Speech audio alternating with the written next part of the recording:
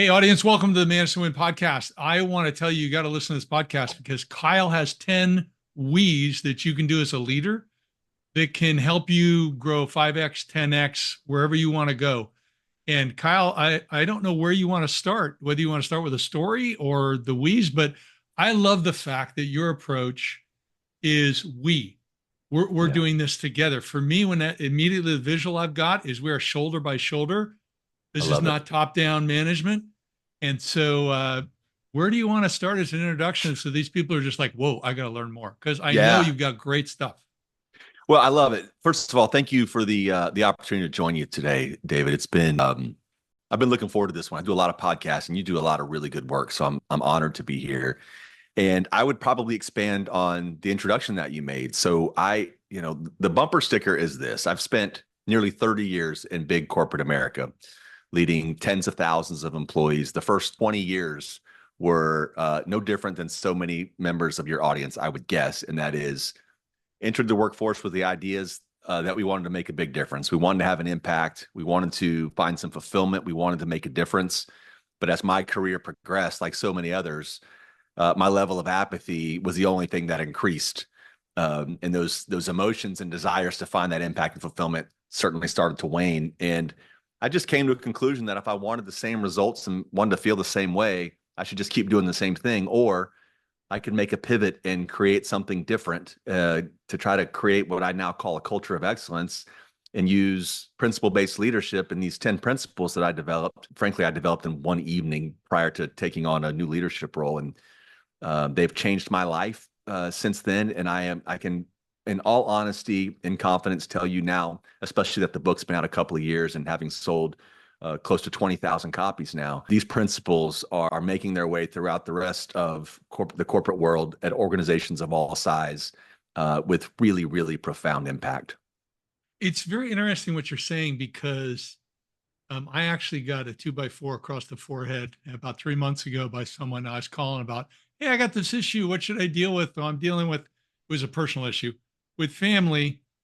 And talked through very little of it. And he said, well, Dave, first thing you got to do is work on yourself. And Amen. so it sounds like that's what you did.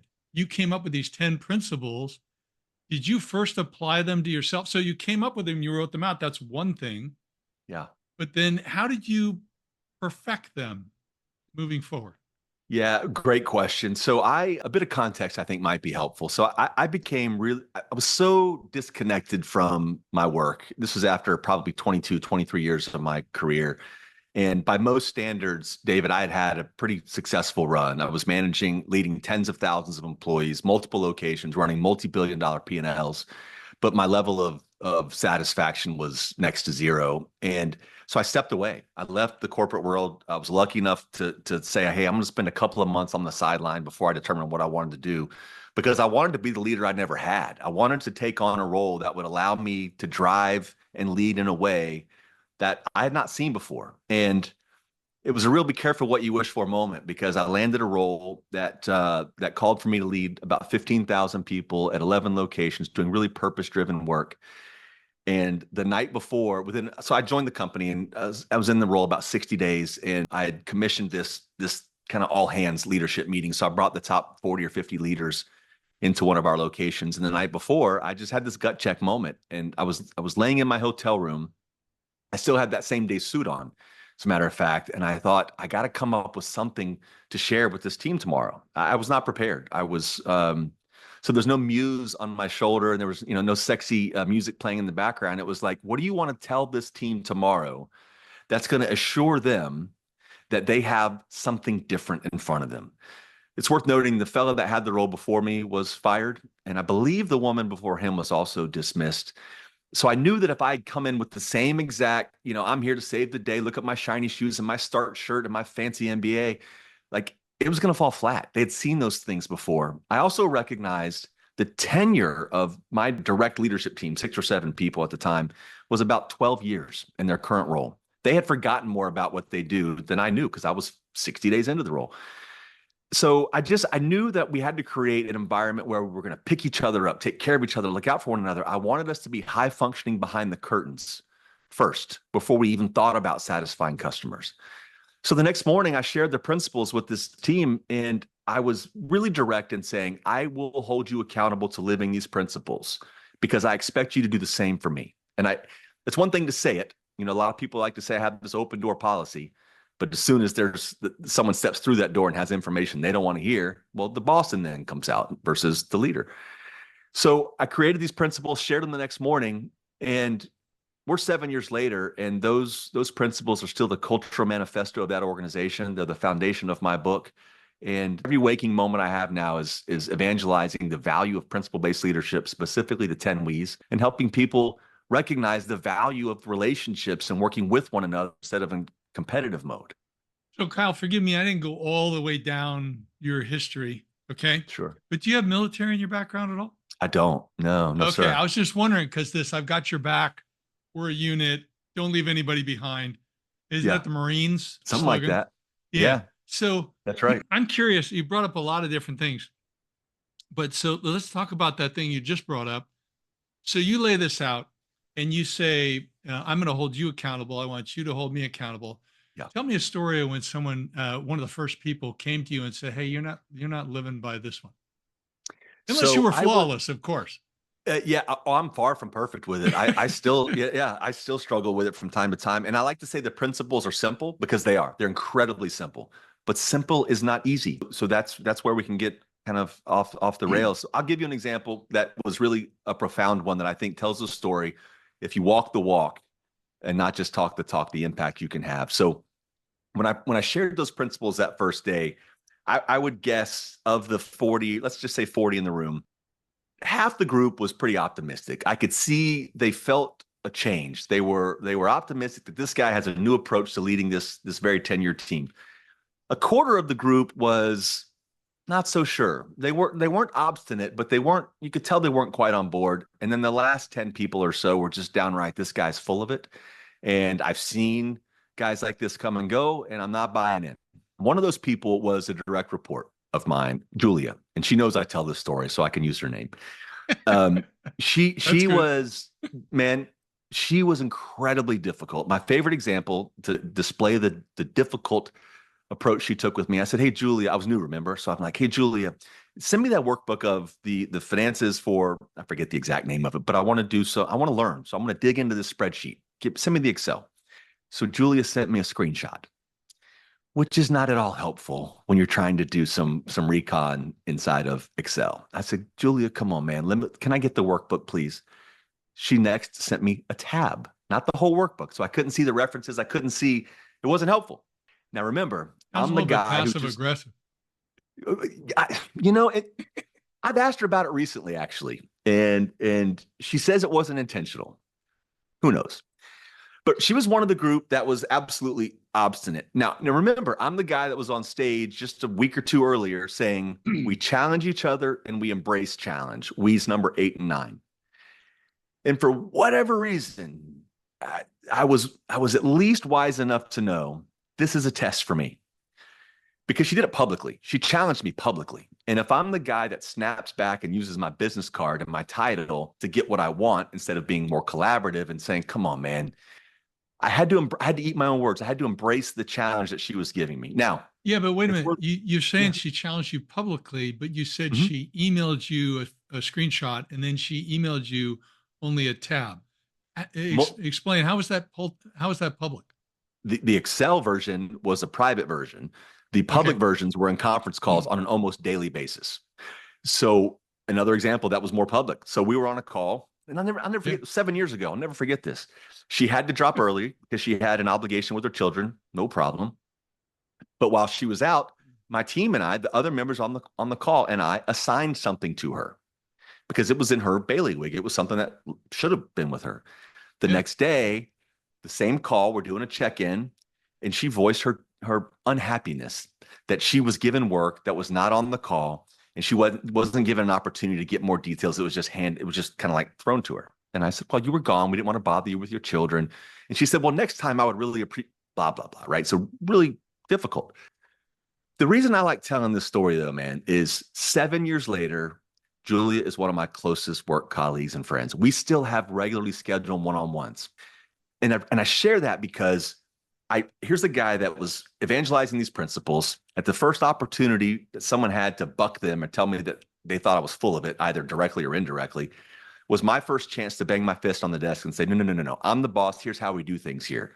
Instead, I took this approach, kind of eating my own words, living the principles, drinking my own Kool-Aid, and it worked. We've become, by the way, she ended up taking the job that I had leading 15,000 people after I left the organization.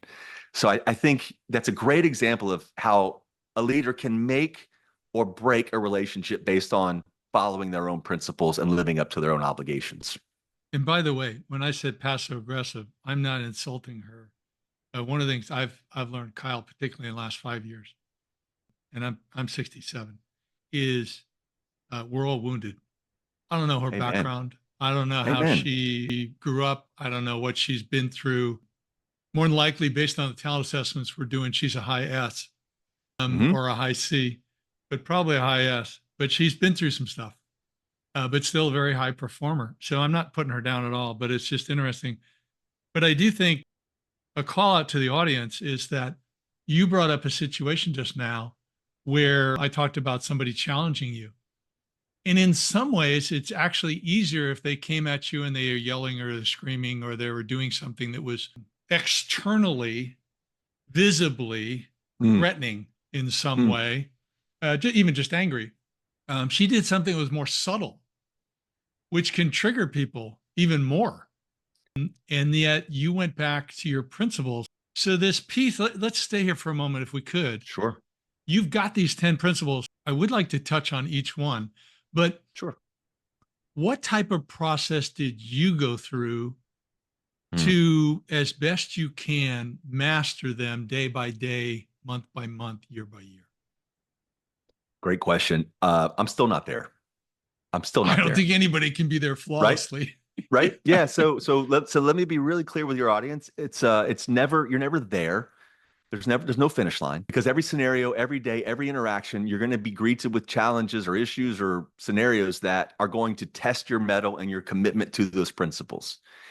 What was interesting for me when I introduced the principles, I was really clear to say I would hold people accountable to it, but I was also very clear, I don't expect you to continue to evangelize these and promote these principles beyond this room. If you do, I'm grateful, and I think we have something special we can build together, but I'm not going to force that. And come to find out, like months into my tenure there, my direct reports were very outspoken that the 10 W's were starting to take hold. They could feel and see momentum. I would show up at a location that I didn't commission, but would see 10 We signage, acrylic boards, like you would see them in locations now. And I would ask my team, is it working? Are people using the We's in their normal everyday conversations? And I would hear, yes.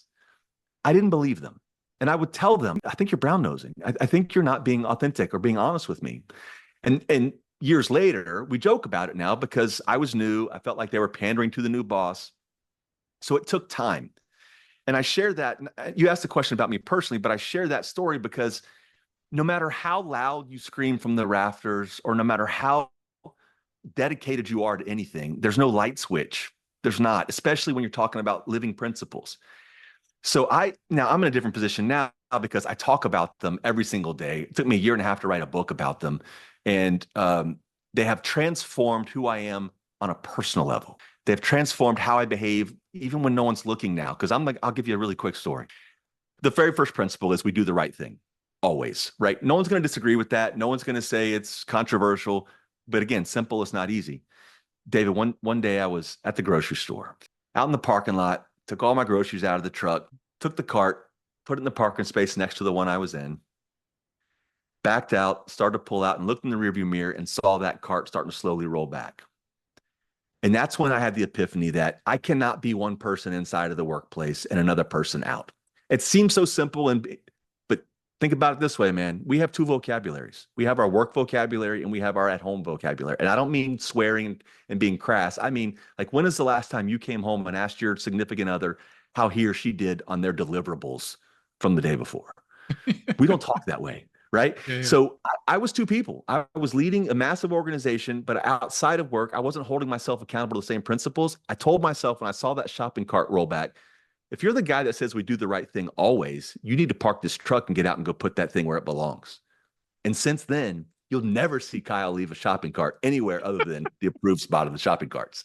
Well, it's funny So, because it reminds me. I go to Costco. I love Costco, and I bring 5 to 6 carts in with me when I go to the front door. I'm just weird, and my wife, on our first time we dated, my second wife, I don't know, 4.5, 5 years ago now. We were walking into the coffee shop on the first coffee meeting. It wasn't formally a date. sure. And I stopped and picked up a piece of litter and put it in the trash. She said, "Oh, this guy might be the guy for me." But it reminds me of Rick Warren telling a story of going out to lunch with one of the Truetts, one of the guys that owns Chick-fil-A, family that owns Chick-fil-A. They went to, I think it was a Taco Bell, and they went into the men's room. And when Rick Warren turned around, here was Truett at the sink. He had just washed his hands, and he had taken some extra paper towels, and he was wiping down the sink. And Warren goes, "What are you doing? This is a competitor. Yeah. What do you care?" Yeah. And Truett says, "We have a principle that we always leave things better than how we found them." And hey, man, I was just like, "Whoa, that's beautiful." That's a beautiful story. Not to belabor the point, but I can't move on without sharing this. And I tell the story in my book. I used to go to one of the locations of this program that I ran where the 10 We's were birthed. And this is a location in Virginia.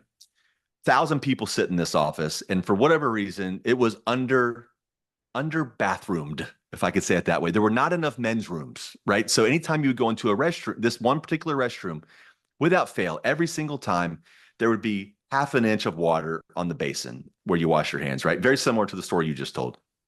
And again, I'm the guy we lead by example. We do the right thing. And every time I would go into this restroom, I would do my business, wash my hands, and look at this countertop full of water, throw my stuff away, and be done. Until one day it occurred to me, invariably, there's almost always someone else, another gentleman in there with me. And it occurred to me, every time I wash my hands and I don't touch that puddle of water on this basin, I'm sending the message, several messages, but a couple are, I don't care about your work environment, because I didn't work there regularly. I just went to visit. I don't care about your work environment, and I'm comfortable you having an environment that is less than excellent. So one day I'm in the restroom, wash my hands, and a fellow walks up next to me, he's washing his hands. I finished, I grabbed some more paper towels, and I wiped down the entire basin, right? Spotless, no water at all. The next time I came to that site and went to that restroom, and thereafter, every single time, that countertop was dry. And I didn't do it. I didn't do it. So people follow, right? And you know this, as a leader, we're always under a microscope. We're always being watched. And for whatever reason, that one day, that one fella saw me, and the goodwill was paid forward. I love that story because it tells this, it makes the point that even when you think you're off the clock or you're not being watched, you're being watched. And I love your story because I can relate to it. And the beauty is that you did it because at that point you realized, oh, this is the right thing to do. That's right. Before you didn't do it intentionally. No, not my problem. I used to have a saying, I still do, that too many Americans share 3 common values now. It's not my fault. Okay. So I don't have to own it. It's not my problem. So I don't have to do anything about it. Oh, the first one, it's all about me. It's all about me. It's not my fault and it's not my problem. That's why we have so many problems today. Amen. And what I love is that we do the right thing. By coincidence, our first value at Manage to Win is we have one bias: find the best way. Not exactly the same, but similar.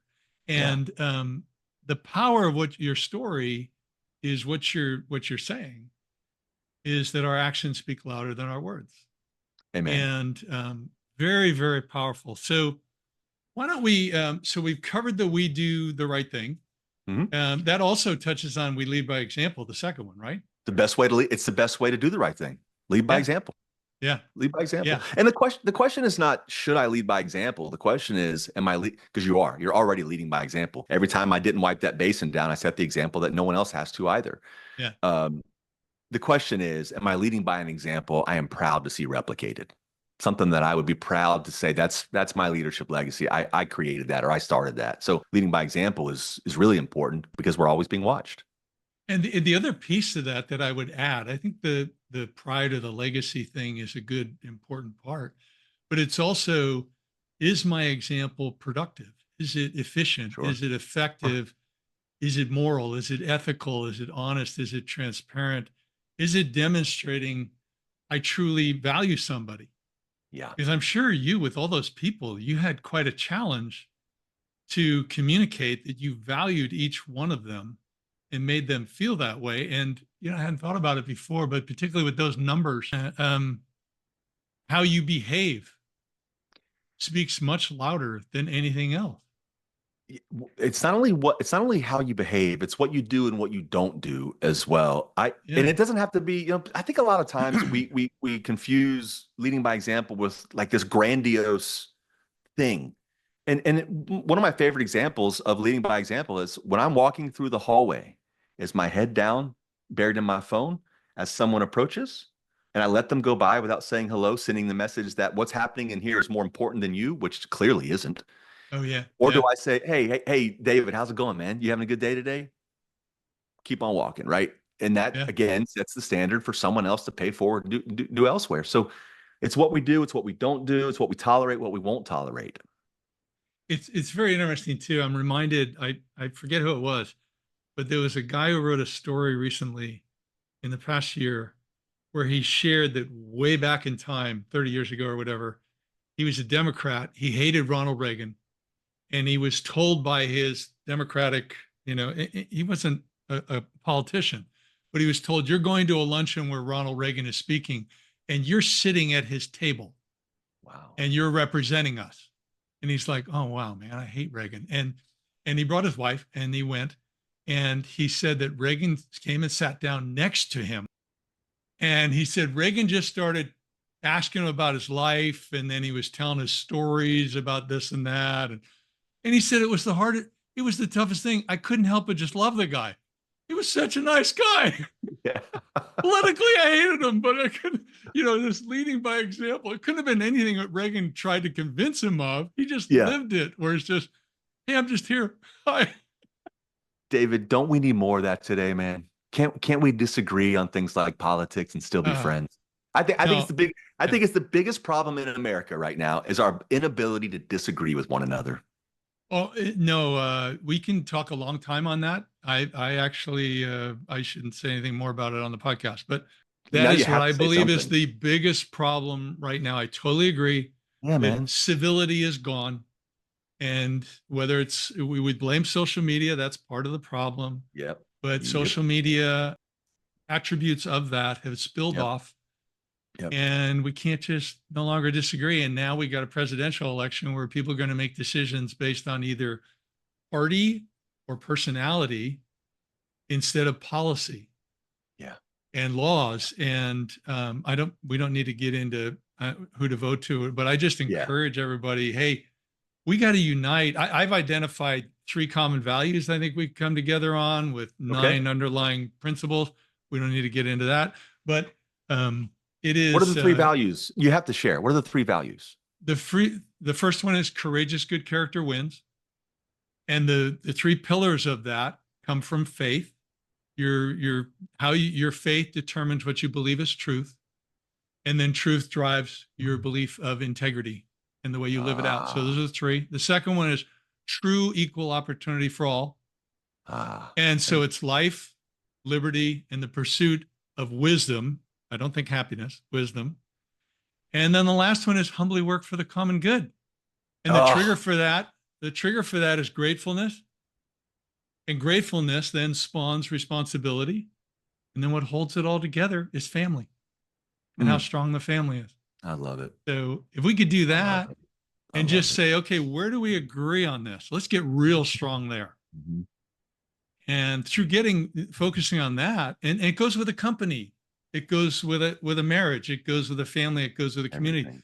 If Yeah. we could come together there and say, okay, where are we strong? When you work through that, some of the areas we disagree fade, or we find out, oh, yeah, that's really not that important. I can agree to your Right. way of doing it or whatever. Right. And just what's best for the common good so we can continue. So that's part of the reason I'm so biased, and I love your 10 weeks.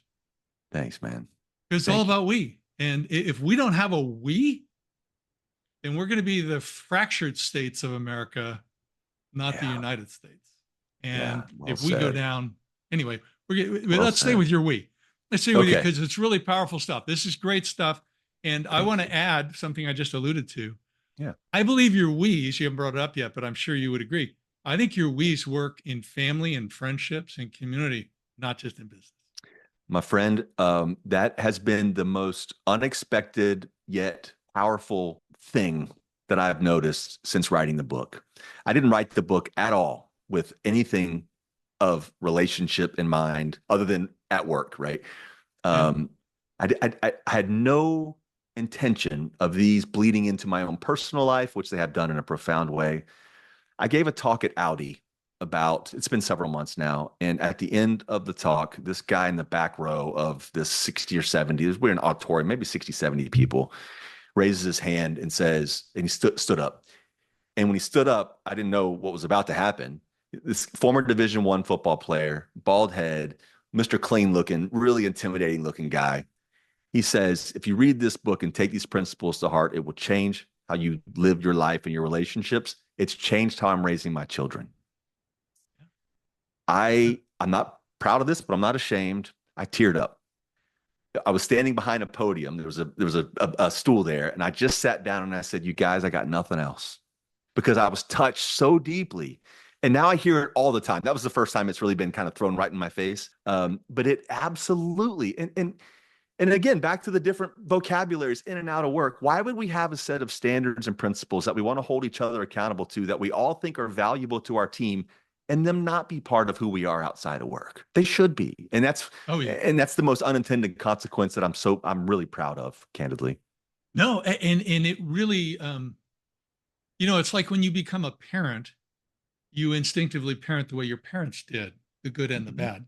Mm-hmm. And when my biggest epiphany that I had was in February 2003, when I realized I had leadership attributes, no skills. Ah, I was not say more. systematic at all. I was not Okay. systematic. And because I wasn't systematic, I would jump in this direction, then not follow through. I could sell really well because selling's a short cycle, but leadership's a long game. And so it's totally different. And so I think you look at history, any history, but particularly I'm struck by, you go back in biblical history, you look at the beautiful thing about the Bible. I'm not speaking religion. It's the beautiful thing about the Bible is just it's stories. Yeah, And sure. my opinion is when you look at those stories, the reason Israel struggled so much as a nation was the fathers didn't raise the kids well. I'm not going to Mm, blame the moms. I think that, it was a combination. There were couples, but look at King David, who was supposed to be the best king ever. His family was a mess. yeah. Okay. And so Yeah. what you're doing, I would suggest, yeah, you're going to have tremendous impact in the corporate environment. But what you can then lead, what that can lead to is someone saying, hey, wow, I could take this and apply this in my home. Right. And it can totally change things. So there's a guy, Judd Boyes, Boies. Judd's a great guy. Okay. I haven't talked to him in years. But about, I don't know, 20 years ago, I talked to him and he taught me this exercise, expectations exercise. Oh, And he started it with his wife. And he went to his wife one day and said, hey, honey, I want to do this thing. I want you to write down a list of what you want me to do to be the best husband in the world. He goes, why? What are you up to? He goes, oh, no, trust me, go with me on this. And I'll write up a list of what I want you to do to be the best wife in the world. She goes, oh, I know. Now I know what you're up to. So anyway, they swap lists, go out at about 3 weeks. Judd thinks he's sitting out of the park and he goes, hey, honey, how am I doing on your list? She goes, not very good. He goes, what are you talking about? I'm doing this, I'm doing that. She says, you were doing those things before. That's not moving the needle. And he goes, oh. Well, write it down rearrange it then, list it in order of priority. And you can even weight it for importance. Okay. oh, Yeah. Yeah. And they did this. And then they did it for 20 years. It's probably been 30 now. And then they used it with their two teenage daughters. That's the reason I'm telling the story. yeah, Your we principles, 10 we principles can be a key part of how we raise children to grow up and feel good about themselves yeah, yeah, and have integrity and responsibility and love their lives. yeah. That's the beauty. Man, that's powerful. That's powerful. I had a guy reach out to me not too long ago who was really proud that he had adopted the 10 We's inside of the workplace, and he was also starting to communicate the same principles to his family. And he shared with me that every morning before he would leave for work, he and his son eat cereal together. It was kind of their little ritual. And the reason he reached out because he wanted to share the following story. His son dropped his bowl, milk, cereal go everywhere. And he looked at his dad like just waiting for some wrath, right? And his son looks at him and says, "That's okay, Dad. We own our mistakes, right?" One of my principles, we own our mistakes. And I'm like, I Yeah. have chills telling the story now. It's like it's so applicable everywhere. Yeah. But like I said, man, they're very simple, but simple is not easy. It's really easy to deviate. And like I mentioned earlier, I struggle with it. I'm not perfect at them. Yeah.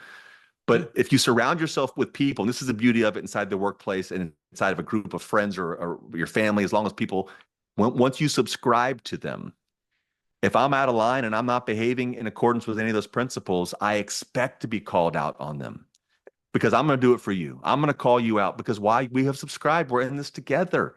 So that's what the beauty of the team environment is it allows people to be their best and call each other out when they're not. Well, and the we number 8 is what is it? We My challenge favorite. each other diplomatically. Is that it? My favorite. Yes, sir. You got it. Yeah. Yeah. So I think that's a key. And when you think of that dad, so if the dad grew up in a household where if he spilled that cereal, his father yelled and screamed at him, threatened at him, you're grounded, whatever it might be. Okay. Versus, oh man, let me help you pick that up.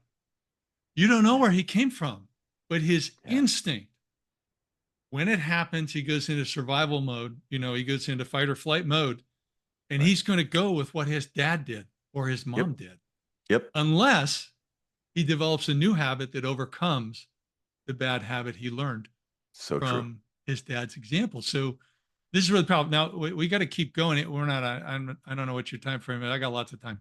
I'm good. So, um, so number 3, we say Yeah, what man. we're going to do, then we do it. What a concept! Crazy, right? Yeah. Yeah. Yeah. So crazy. But what about the person, well intentioned, Yeah. has trouble saying no, takes on too much, or is overly optimistic on that deadline? So we say what we're going to do, and then we do it. But you're indicating also we do it excellently on time. I'm adding. That's But right. talk to me about this. What stories You do you bet. have there with that one? Because that's a great one. Where would we be as individuals and as a nation if we live that one out? Of Just course, you can say that with all 10, but absolutely. Yeah. Just it's about brand. It's about my personal brand. It's about who I am. And I had seen way, way too many times members of my team, even those that reported to me, make commitments and fail to follow through on them. I was in a meeting recently, actually. Someone on my team, we have this biweekly staff meeting where we check in on progress at a bunch of things. And fellow on my team was assigned something. 2 weeks later, we meet. Hey, what's going on with this? Um, and he hadn't done anything on it. But he said, I sent so and so an email and I haven't heard back. That's not who we are, man. That is not who we are. That's not how we operate. You made a commitment. Did you not? Yes, I did, Kyle. You didn't make the commitment, right? No, I didn't, Kyle. That's not who we are. We number 3, man. Remember? And by the way, using the principles as kind of like um, an entry point into a conversation makes having those tougher conversations a little bit easier. Um, and I got so tired of it. That's the most recent example, and we course corrected. And the intention here is not perfection. It's not to never miss a deadline. It's to get in front of the deadline. It's to create expectations. We all have life things. Things are going on. We're going to miss deadlines, but I don't want to hear about it the day of that it's due. Like we got to get way in front of those things. I look at it this way: we are absolutely committed in most environments to commit. We're committed to deliver to our customers. If we make a promise, by golly, we're going to deliver on that promise unless something really dramatic gets in the way. For us to be high functioning behind the curtains, we have to have that same service paradigm for one another. We just must. Because, as a leader yourself, how many times have you asked for something that you must take somewhere else? Maybe your boss or the board or somebody's asking for something. I didn't just come ask for this report, for example, because for my health or for fun, I needed it to go somewhere else. And I've made that commitment based on the commitment you made me. And when I don't deliver, I have failed because you have failed, and collectively we have failed. That's not a team. So I just so strongly believe that we have got to set the standard. Like, I love the word you used earlier, and I think it's underused, and it's expectations. I expect to have this by this date. You agree to it, and we're going to have that. And otherwise, if it doesn't happen, I'll be made aware of it well in advance. Yeah. Yeah. It's pervasive, especially in big organizations, because you can hide. You can put your head down, not rock the boat, and hide. But I think, again, when you have these principles, that when someone fails to deliver on something, you remind them, listen, you're on this team. You subscribe to these principles, man, right? Yes. Okay. It's not going to happen again, right? Nope. Okay. Let's move on. Yeah. It's funny. I have to teach a lot of people that when they get a task, they have to break it into pieces Of course. so that they Yeah. can do it in pieces. And if they fall behind 10% or 20%, they won't get overwhelmed and just blow it off like the guy did with you in that situation. Oh, man. And I teach them to schedule that. If it's due a week from now and that's a Friday that we make the commitment, you schedule that time Monday, Tuesday, or Wednesday. So if you fall behind, you can catch up. And Right. like you said, you communicate any issues, any problems, any delays. And so it plays really well. I mean, Yeah. communication is a very interesting thing where some people justify not communicating. Well, I didn't Oh, know when God. I'd hear from, Oh, and it's just a bad habit. That's yeah. all it is a bad habit that they learned Yeah. somewhere. Yeah. Yeah. So I, it's crazy. yeah. Well, that was a big pet peeve of mine, is like, David, if I have asked you or given an assignment to you, and your response a week later is, well, I emailed so and so, or I scheduled a meeting, that, that takes me to another one of the we's, is we measure ourselves by outcomes, not activity. I don't care that you scheduled a meeting. I don't care that you sent the email. You agreed to this deliverable. It's not here. Now we have a problem. I'm, for example, I'm really happy that my Uber driver puts gas in the car before they pick me up, but that's an activity that I'm not paying for. I'm paying to get from point A to point B. As a matter of fact, if your clients knew how much time you spent in meetings or doing other things that don't add value to the things they're paying you for, they would not be happy about that. The real world judges us by outcomes. So having that standard and saying, I'm happy, I guess, that your calendar is full and you're staying busy, but I'm not impressed by it. We set the expectation. You have a list of things that you're accountable for. Deliver on those. And if you find yourself mired in activity that doesn't support those outcomes, why are you doing them? Scrutinize that work, right? So for me, setting those expectations, I love that you brought that up. It's really, really important in all facets of life. Yeah, we actually give it to our clients and tell them to do that between all direct reports. And once they're in Real, sync, they only review it quarterly. Judd and his wife reviewed it weekly and with the real. girls. And You know what, the girls grew up to be superstars. I mean, so Bud, you've yeah, given me an assignment for my wife this evening. Seriously, yeah, I'm so serious, right? It's yeah, we usually get disappointed when our expectations are not met. But I have found more often than not, the expectations were not clear, or they weren't established clearly. Or there's a disconnect in the yeah. expectations. So I love that. I'm not pandering to you. Well, I'm going to do Judd that this gets the evening with my credit. wife. I've tweaked it a little bit, but it's Shout really it out, his too. Judd. Yeah, yeah. Nice. Judd's a good Thank guy. you. I So love it. I also want to stay here though with the outcomes versus activity because I think this is such a problem for people across the board. Yeah, And we talk about it a lot in business, but since we're morphing over into personal lives too, I love it it. Yeah. also counts there. Um, and so, how do you teach your people? You've been in these massive organizations. You've had not only direct reports, but then out hundredfold, Hmm. thousandfold.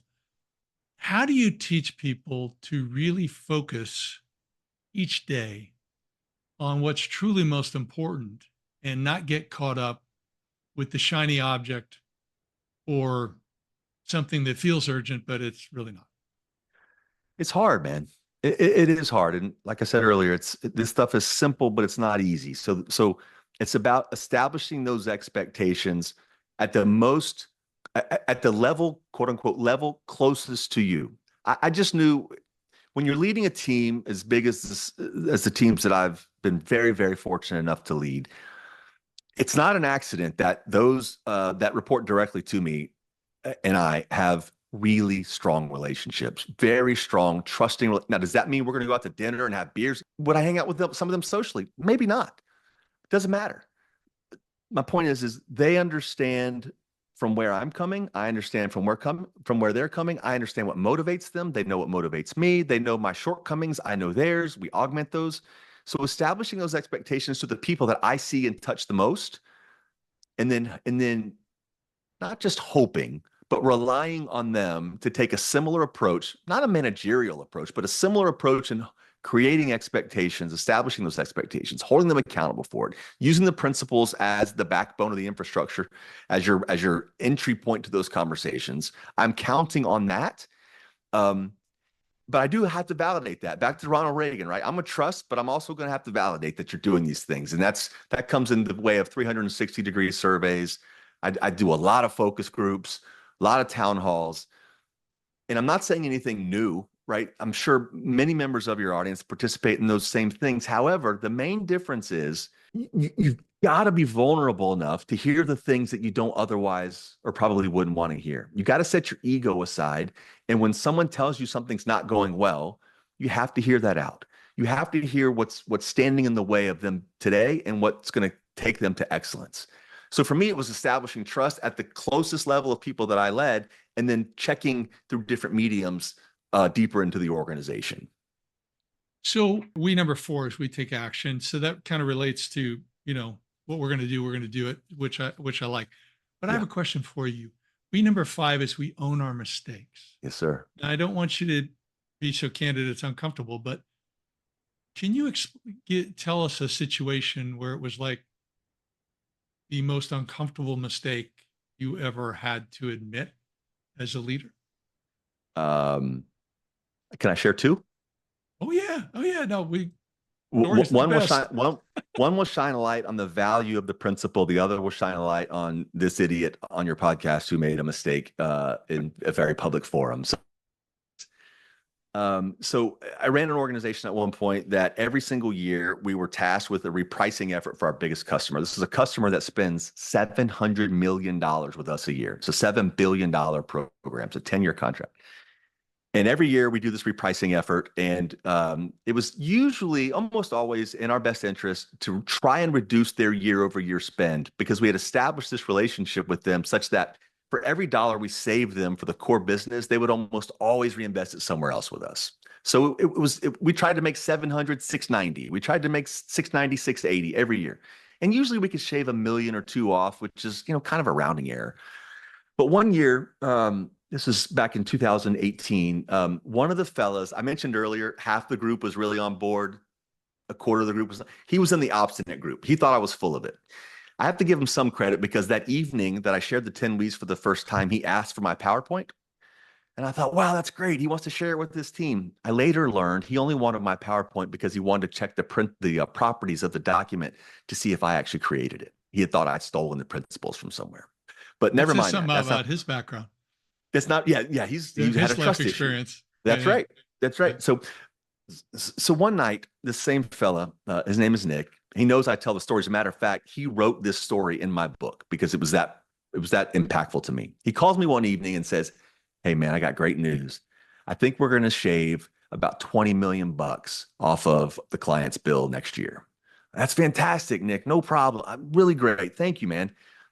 I was excited to go share that with our client. I sat down with the client a day or two later and I walked her through these changes and I said, "Pretty exciting. I think we're going to save 20 million bucks next year." She said, "That's amazing. Great work, Kyle. You and your team are fantastic." Now, Nick had a team of data scientists, had really bright people, had all these processes and procedures in place.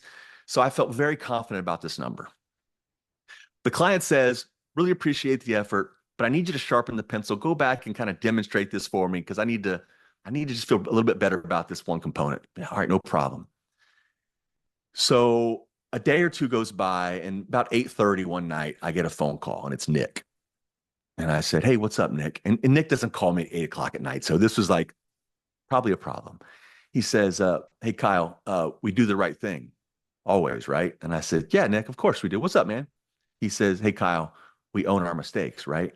And I said, "Oh, okay, yeah, we do." And as my heart starts to race, he said, "I got some bad news. That 20 million, it ain't 20. It's 10. And you might be thinking, well, you're still saving 10 million bucks, right? Not my client. She had already taken this to her kind of higher ups and they'd already booked this savings. And it was like the train had left the station. Oh yeah. Yeah. Nick was borderline in tears. He thought he was going to be fired that night. And he wasn't. So I went back to the client, shared with her. We made some mistakes and I had some egg on my face. And of course, I ate that on his behalf, right? I took it for the team.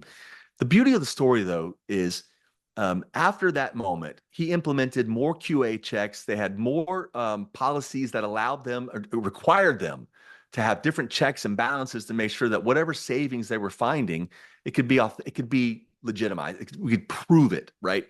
Yeah. And they've never made such. I haven't worked there many years, but they've never made that same mistake ever again. I learned later that not only was Nick prepared to be fired that night, he was prepared for members of his team to be fired that night. Nobody was fired out of it.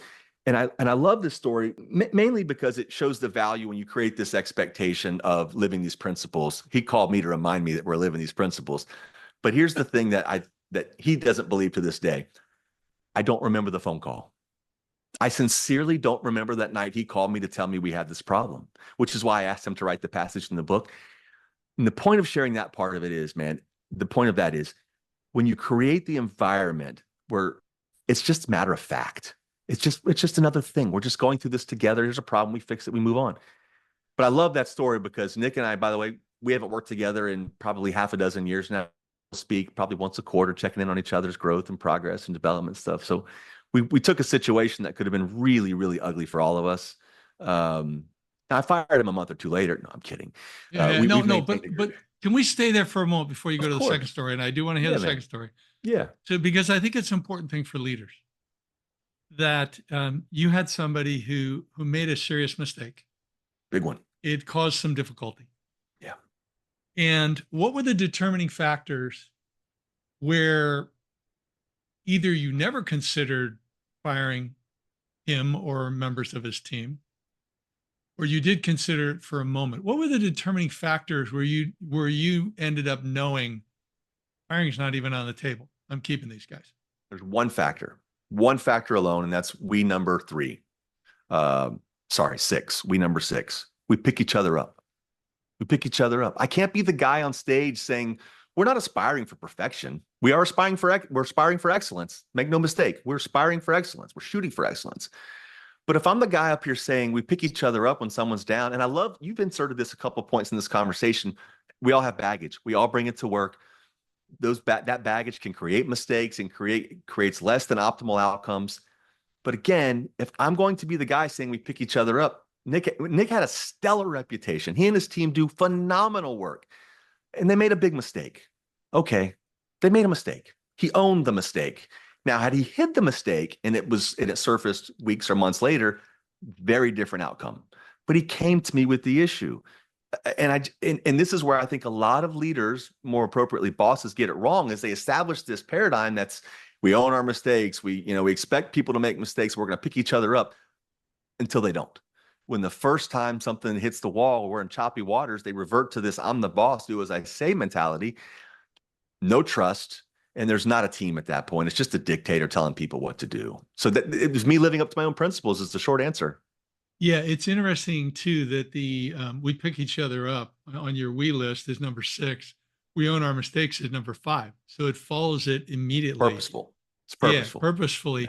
Yeah. The other thing that I want to emphasize to the audience in case they missed it is that you knew, I'm going to embellish a little bit here, so correct me if I'm wrong, but you knew that Nick and his team were top notch. They had always delivered quality or to the best of their ability. They were loyal. They were committed. Indeed. You guys were going in the same direction. Yep. So picking them up makes perfect sense. Yeah. I mean, you know that in a heartbeat. But I also want to call it out because I work with a lot of leaders who are too nice. And they have people who are not as consistent as Nick and his team. Yeah. They are people who fall down. They have people who fall down. And I just, how do you apply or have you applied that where we own our mistake? You want people to own their mistakes, and maybe they didn't own their mistake, but then you're going to pick them up. But maybe that pick them up is, hey, this isn't the right opportunity for you based Sure. on what just happened. Yeah. Yeah. And whether they're fired or whether let's get you in another opportunity. What can you talk about that at all? Because I think Yeah. one of the things I've learned the hard way is you have to have firm but empathetic boundaries based on That's right. truth, Yeah. based on facts, Yeah. not on feelings. So the knee-jerk reaction is you messed up, you're fired. You were too wise for that. And you knew, here's my guy. We work well. But what about that situation where you really have to ask yourself, is this a firing moment, or is this something it should have been a firing moment a month ago, 6 months ago, 2 years ago, 10 years ago? And I keep delaying it. I I think leaders have two jobs, two roles, two primary functions. The first is get all the noise, all the things that stand in the way of your team or members of your team delivering excellence. And that could be any number of things. Maybe they need training. Maybe we need better reporting. Perhaps they need a more flexible work from home situation. Any number of things that will allow them to be their very best. That's job one. That's my obligation. That is why I am here. And the second is related. It's to inspire and motivate the team to still deliver excellence in spite of the things I can't remove. Because I can't, there's no way you get all the noise and ugliness out. It's called work, right? It's not called fun. So when I do that and I work hard and we align on, so that requires a lot of communication, right? I need you to tell me what's standing in the way. And some things I might even say, well, that's just too bad. That's just life. This is not going away. If it's a client requirement or something, it is what it is, right? But when we align on at the end of that series of conversations, and it's never over, but towards the end of that series of conversations, you say, is there anything else you need? Is there anything else that's standing in the way of you being your very best? In other words, establishing expectations. Back to your word. If we're aligned that you can do this work, you can deliver these things by this date to this level of quality, the expectation has been set. And when the deadline for that expectation rolls around and you have not delivered it, is it a habit? Is it the first time it's happened? Like Nick made this mistake? Is it something we've seen more often? Is it something that was in your control? Those are all kind of scenario-driven components of this question and answer that must be taken into account. But make no mistake, and sometimes I get painted with this, he's too pro-employee or he's too flexible. And which I just don't agree with. I've fired more people than I could probably ever count, but every single one of them knew it was coming. Every single one knew it was coming because why? The expectation was set and it wasn't delivered, and it usually happened more than a couple of times. Now, there are fatal mistakes, right? There are things that we just got to make a move now. We cannot have this in our team or our organization. Unethical things, dishonest, illegal, those types of things, but by and large, if you can set the expectation and you said you're good with this, David, you agreed with me. You didn't need anything else from me because that's my job. You didn't need anything else from me. And when you didn't deliver the expectation, it's time to have the tough conversation. And I didn't communicate to you that I had a problem. That's it, brother. So, yeah. Okay. So what's the second story? That's it. What about your second story then? So the organization that I created these principles had me back. They had me back many years later, keynote to a group of their leaders. And you can't make this stuff up, man. I get to we number 10, which is we obsess over details. Not the right place to have a typo in your presentation. And that's where I had a typo in my presentation. Here's the beauty of this story, though, man. It's so I had a relationship or many relationships in that room with people in the room that I'm still to this day so proud of. They let me have it. They let me have it. They were loud about it. They joked about it. We all had, including me. So we turned what was a mistake into more than anything for me. They may not realize it. It was a Kyle, you got to be better than this. So it sent the message to me, don't just show up to give a speech. You got to know this stuff inside and out and double, triple, whatever number of checks it takes for you. But the beauty of it is, David, is we had created this environment that we own our mistakes. We pick each other up. We don't expect perfection. We do expect excellence. So they felt comfortable saying, dude, you have a typo and we obsess like this. They all erupted in laughter. And then after my bright red face turned a little less red, I laughed with them. So that was my version of it. It's interesting because whether you believe in God or whether you believe in happenstance, it almost seems like somebody in that audience, maybe not you, maybe partially you, needed to see that.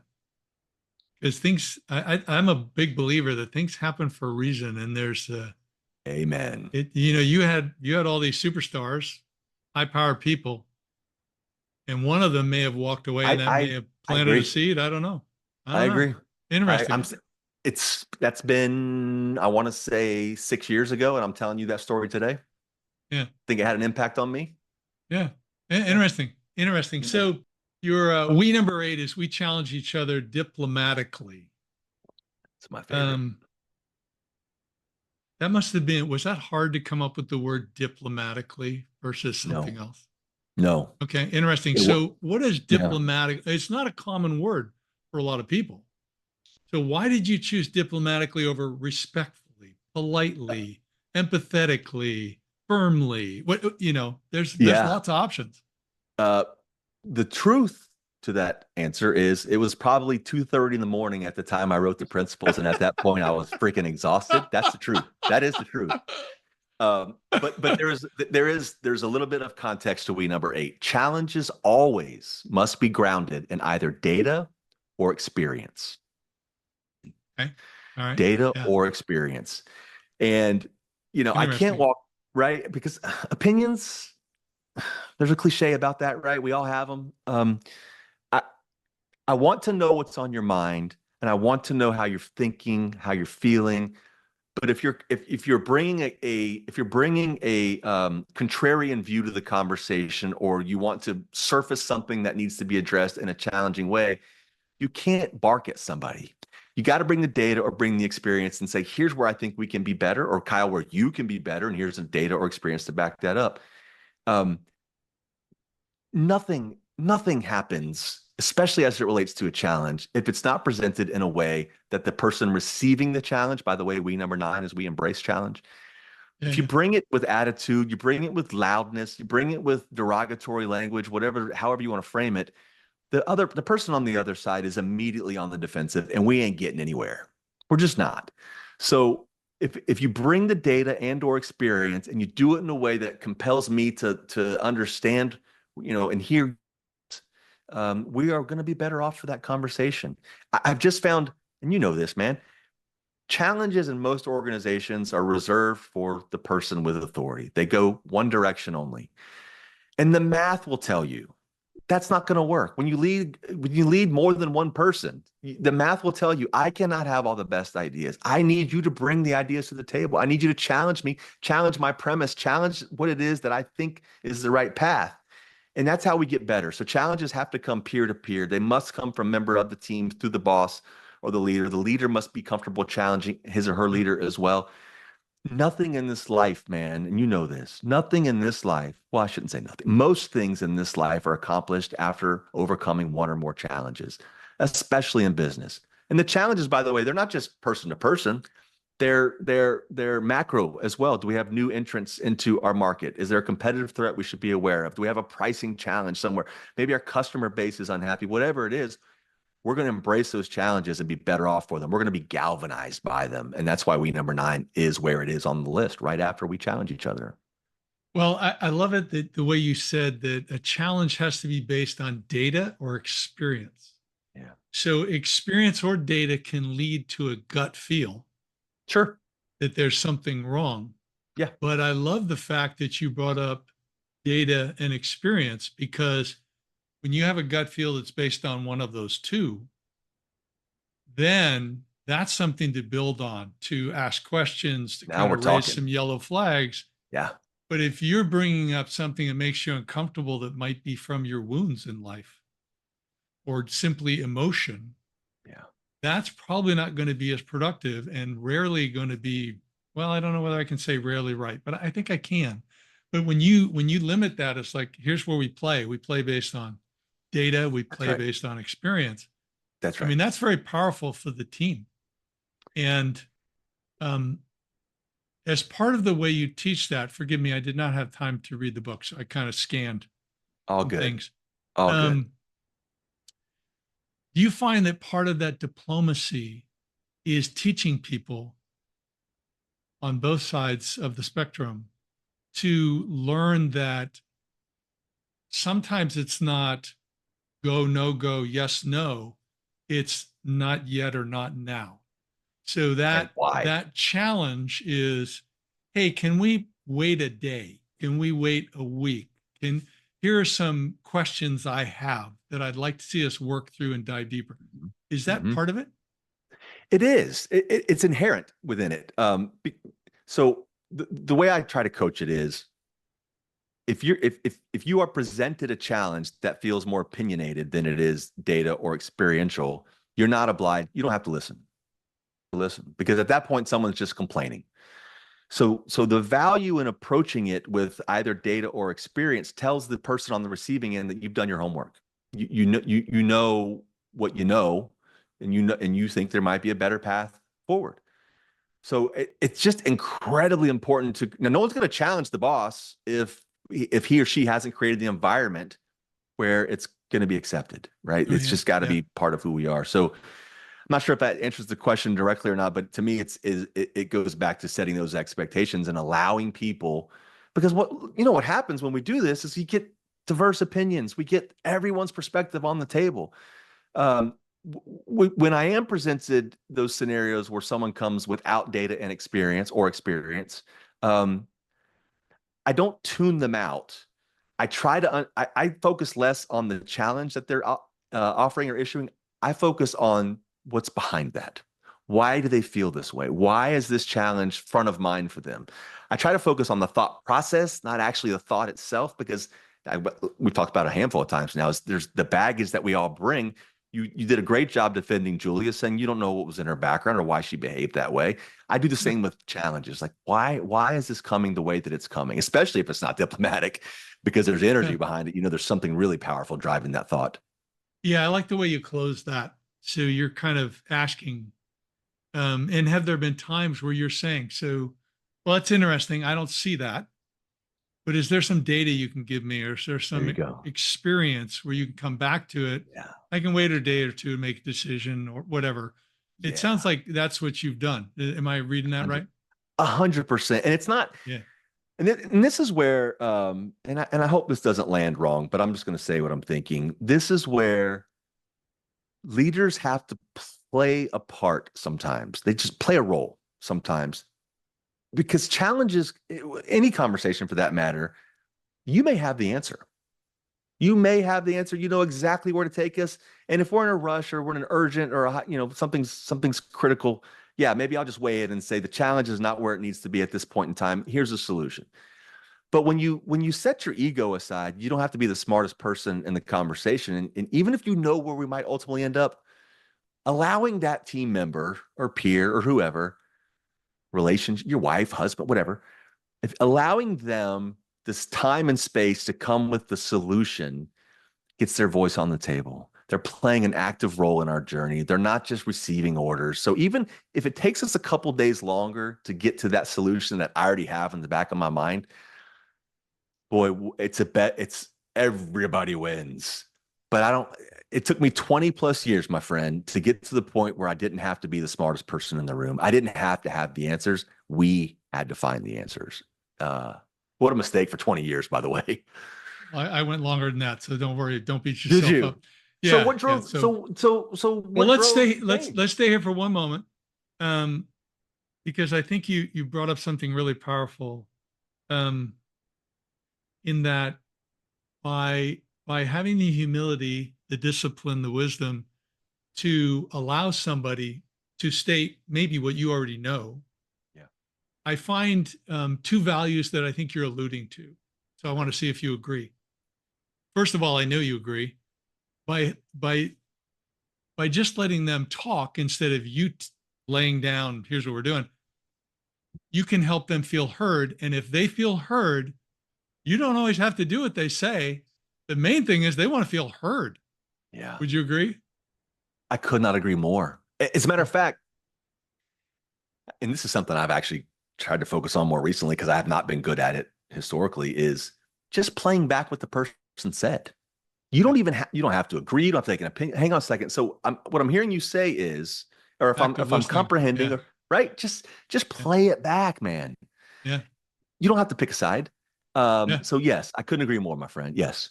Yeah. And the second thing I've found is that particularly if you do add a few days or whatever the time frame is, you may know we're going from this point A to point B, but that additional discussion triggers some other discussion, and you get this detail or that detail when you're obsessing over details, number 10, that all of a sudden you're going to get there faster or more profitably or whatever because you took a little bit of time to demonstrate you value that person. And then it created some other information.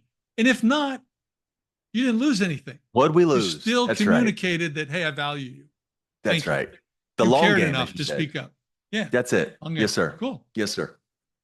Okay. Well, Well said. I think I've taken enough of your time. I feel like I could can do hang this out all with day you with all you, the brother. time. Yeah, yeah. I, This is I fun. could honestly, it's a great conversation. I do a lot of these podcasts. I do a lot of podcasts, and this has really been a wonderful time. I'm so serious right now. Thank you.